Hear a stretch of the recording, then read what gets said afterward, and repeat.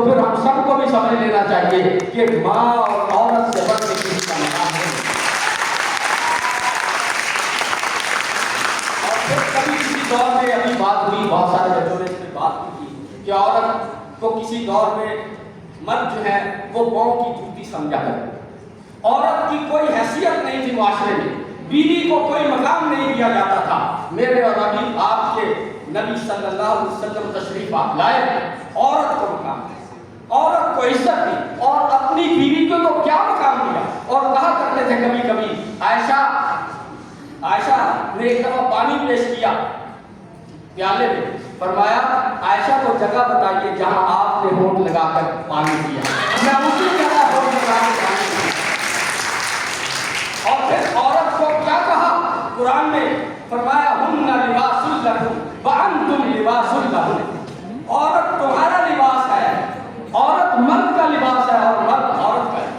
تو گویا عورت جو ہے وہ بہت، اگر بیوی کی شکل میں ہو تو ہن لباس لکم وانتم لباس لہن ہے، اور اگر بیٹی کی صورت میں ہے تو پھر فاطمہ کی صورت میں۔ کیا آپ صلی اللہ علیہ وسلم حضرت فاطمہ تشریف لاتی کھڑے اور اس وقت تک نہیں بیٹھتے تھے جب تک اپنی بیٹی کو بٹھا دیتے۔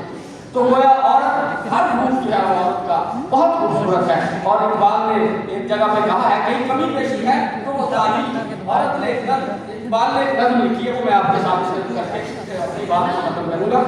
اقبال کہتے ہیں کہ اس کا عنوان ہی عورت اور تعلیم۔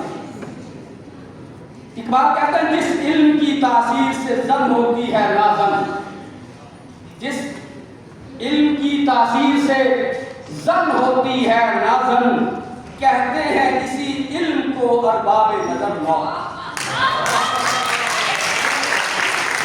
جس علم کی تاثیر سے زن ہوتی ہے نازن، کہتے ہیں اسی علم کو ارباب نظر موت۔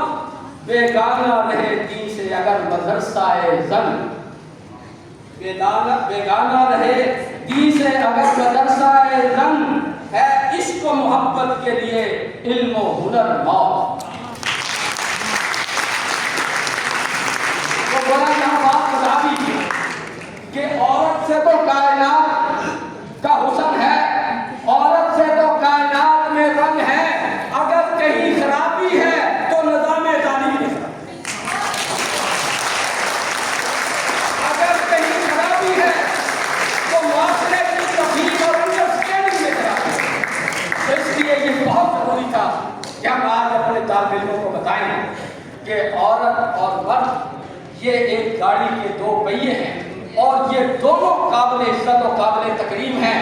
یہ جوں آگے بڑھتے چلے جائیں گے، قومیں ترقی کرتی چلی جائیں گی، لیکن ان کے لیے ضروری ہے کہ ان کی تعلیم و تربیت کا درست اہتمام کیا جائے۔ اور اگر کہیں پہ خرابی نظر آ رہی ہے تو ہمیں توجہ کس کی طرف دینی چاہیے؟ پھر یونیورسٹی کی طرف توجہ دی جانی چاہیے، تعلیمی نظام کی طرف توجہ دی جانی چاہیے، تاکہ اس کو درست کر کے ہم ان دونوں کے مقام کو بلند سے بلند کر سکیں، اور اپنی قوم کو، عورت ہو یا مرد ہو، دونوں کو